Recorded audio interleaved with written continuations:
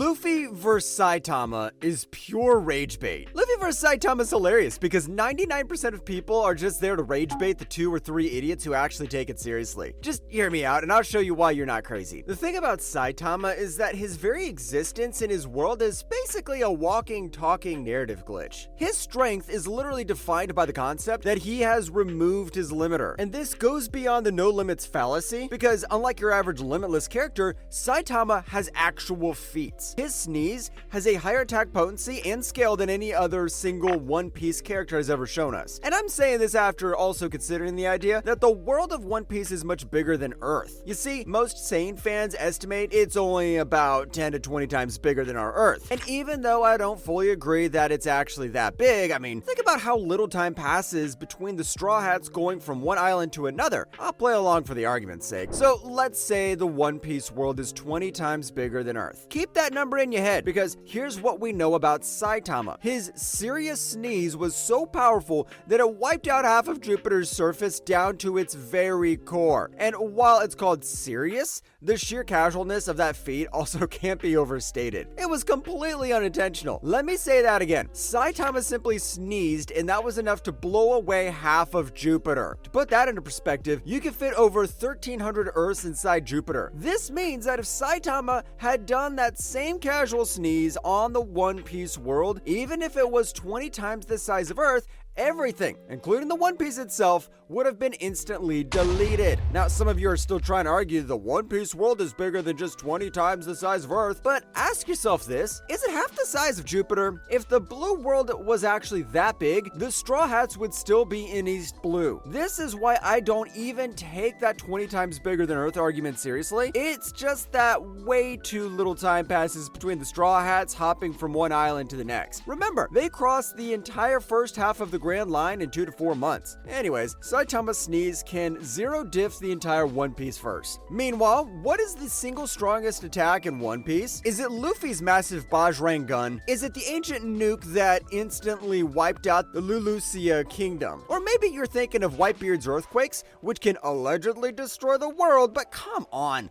that was just a hyperbole. And the God Valley flashback also made it clear that Sengoku is not an incredible source. Ultimately, even if every single overpowered attack in One Piece combined into one attack, it still can't compare to Saitama's unintentional sneeze. That is the scale of Saitama's sneeze. Now let's consider his fart. When Garou suddenly teleported from Jupiter all the way back to Earth's outer atmosphere, Saitama actually used a serious fart just to propel himself through space. And somehow, he still caught up to Garou's teleportation. Honestly, a fart that can generate enough momentum in space to catch up to a teleporter is a feat that goes beyond what mere power scalers understand about physics. Now, to be fair, and this is important, Saitama didn't technically travel the entire distance from Jupiter to Earth with that single fart. What he was doing was catching up to Garou's teleportation portal, which was already forming right in front of him. But that is still an almost incomprehensible level of speed. You see, Garou's portal was opening and closing instantly. Saitama had to accelerate immediately and to be fast enough to intercept it before it vanished. That means his reaction speed and his initial acceleration were both operating on levels that were easily faster than light. Think about all that for a second. This man literally used a fart as propulsion in complete vacuum and still reached a portal that was vanishing in fractions of a second. So basically, Saitama,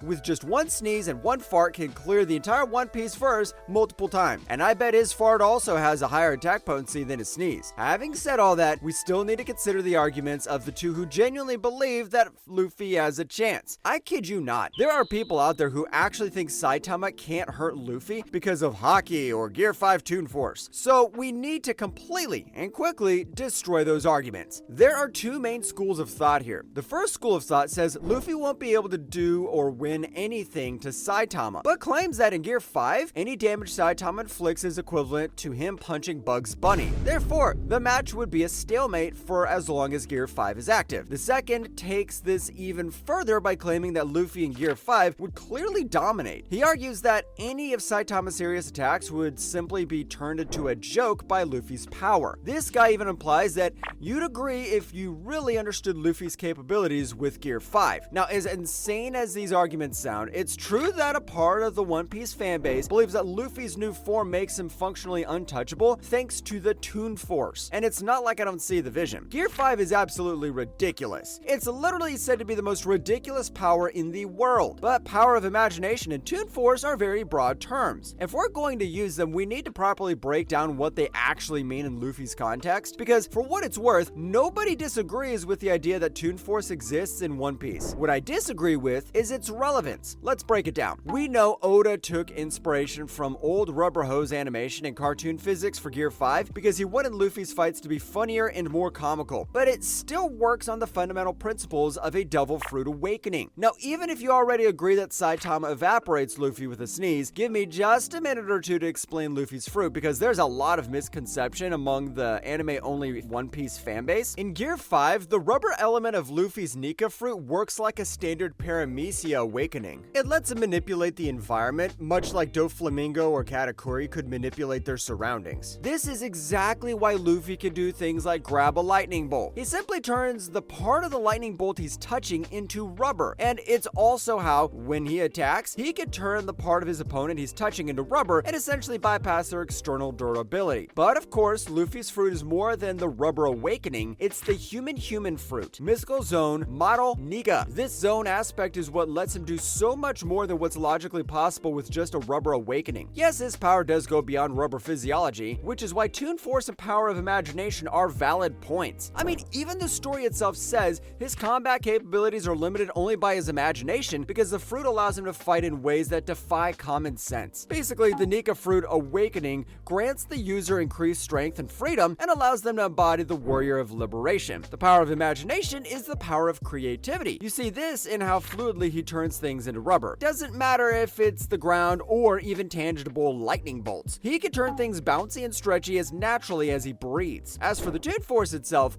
One Piece has always had a basic level of it, and that's why Luffy and Brook could regrow their teeth just by drinking milk. Gear 5 just makes it way more obvious. So the distinction we need to make is comedic purposes versus power scaling. Sometimes the Toon Force is just for a joke. For example, Luffy making an opponent see little stars and birds after a punch. Rubber shouldn't be able to do that. But when it's about actual power, Luffy stays within the limits of what a rubber awakening can do. For example, Luffy using Kaido's dragon form as a jump rope is just him turning Kaido into rubber. Similarly, Luffy manifesting paint and baseball gear is comedy, but him turning Kizaru and Saturn into pizzas is thanks to the rubber awakening. What this all means is that the Toon Force is a byproduct of him using his mythical zone to fight creatively. I mean, even when he bypasses durability, he has to make your body rubbery first, and then he punches you so hard that the force travels through the rubber and damages your insides. Now, you may bring up how Luffy conjures up fire for attacks like Red Hawk and Red Rock, but conjuring fire is not unique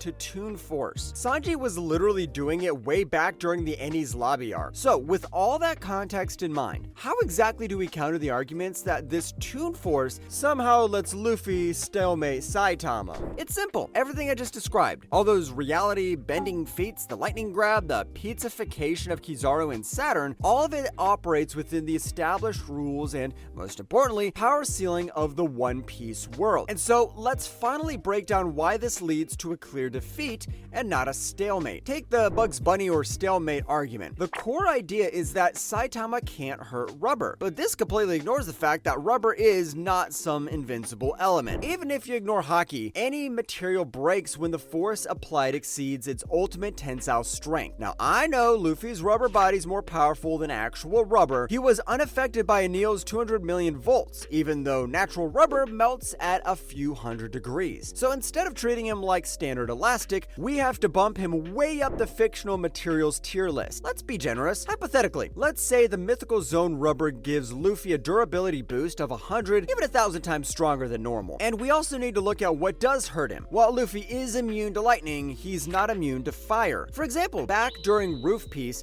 when Big Mom hit Luffy with lightning, he was unaffected because he's rubber. But when Kaido hit him with his Boro breath, Luffy claimed he tanked it with his guts, which means he isn't immune. Toon. That means magma level heat and pressure can still hurt Luffy. So to damage Luffy without Haki, you need to hit him with the raw offensive energy of a volcanic eruption. And here's where the entire comparison becomes completely hilarious. While magma is crazy strong on the One Piece scale, I mean, Akainu's fruit has the highest defensive power of any devil fruit, it is completely irrelevant on One Punch Man scale. During Saitama's fight with Cosmic Garou, Garou hits Saitama with a concentrated gamma ray burst. It's like the death scream of a collapsing star, and in real-world physics, this is literally the most powerful explosion in the entire universe. Put that into perspective, a gamma ray burst can release more energy in a few seconds than our sun will emit in its entire 10 billion year lifetime. And if it's not controlled, one gamma ray burst can immediately vaporize an entire solar system. And Saitama was still essentially unaffected. So if Luffy's durability caps around volcanic levels and Saitama is completely unaffected by an attack that can vaporize more than a solar system, then the gap is so vast that Haki, or no Haki,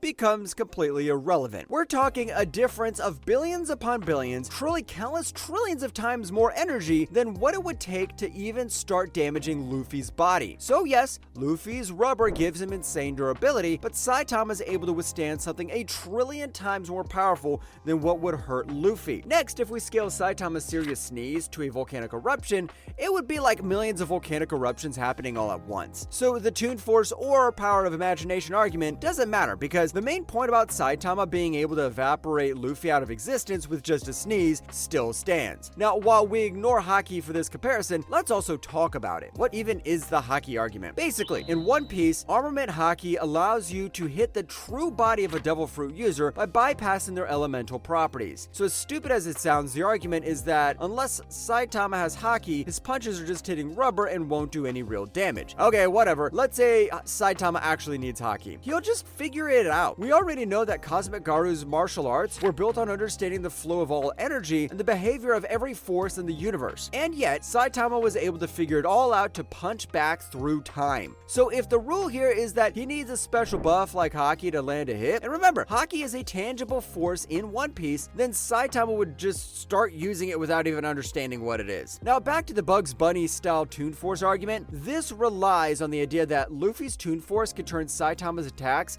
into a joke. But we know that Luffy still has an extreme diff fight with Kaido, which means it doesn't help in jumping from one tier of power to a higher one. And if we need to further destroy the Toon Force claim, Saitama has shown Toon Force feats that are infinitely better than Luffy's. Luffy can grab lightning, but Saitama can grab hyperspace and punch his way back through time. Back during Child Emperor vs Phoenix Man, Saitama was also able to punch a hole into a spiritual dimension. In simple words, Gear 5 lets Luffy fight in any way he wishes within the context of his world. Saitama's power, by definition, breaks the context of any world he's in. So to say Luffy dominates or even stalemates Saitama is to fundamentally misunderstand the scale of Saitama's feats. Basically, Gear 5 is a red herring for power scalers who don't understand One Piece scaling. Luffy's Gear 5 is a soft Toon Force where he still has a lot of limits. I mean, he can barely use Gear 5 to last an entire fight. Saitama's power, on the other hand, is an actual Toon Force power that is actually relevant to scaling him. Finally, let's look at the speed. Where do we scale Luffy's speed? Well, if we look at when he instantly appeared before Lucci in episode 1100,